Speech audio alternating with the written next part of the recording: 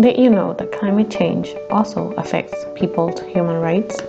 There is an undeniable connection between climate change and human beings, and it has to do not only with the impact we had on our environment, but also the impact it has on our lives. When talking about human rights, we must know that the Universal Declaration of Human Rights is not a legally binding document, so not all rights are guaranteed by the states at international level. However, there are two documents that are binding: the International Covenant on Civil and Political Rights and the International Covenant on Social, Economic and Cultural Rights. Civil and political human rights are the right to life, liberty, property, freedom of expression and assembly, freedom of political participation, a free trial, privacy, and the protection from torture.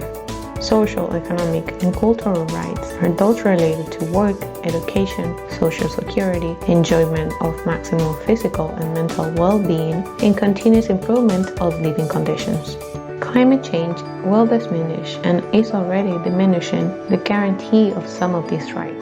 The right to life is strengthened by the extreme weather events. The right to health, as there are many diseases spread, proliferated, and even born from climate change.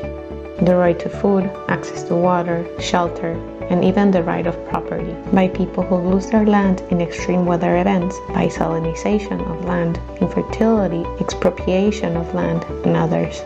Also, the rights associated with culture, a way of life, migration, and human settlements.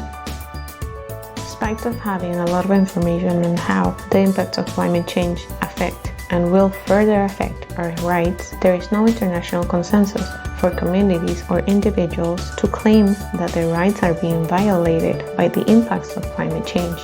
Why is this happening? It seems because the research that has been done is much more in the area of meteorology, physics, chemistry, and other natural sciences, and social sciences have not been involved in the analysis and science of climate change.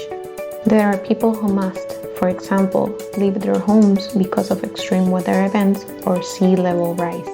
The example of Tufail, a small Pacific island that is sinking due to sea level rise. The inhabitants of this island have lost their right to private property and preserved their culture and identity by having to leave their country. But thanks to the actions of the state of New Zealand, they have found refuge and help.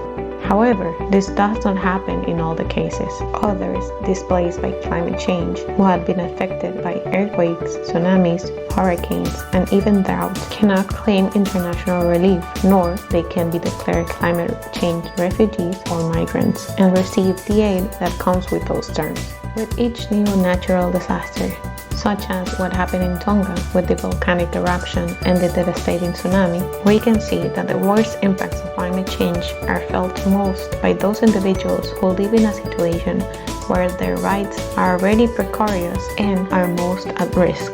This is already the case for underdeveloped countries and more vulnerable populations.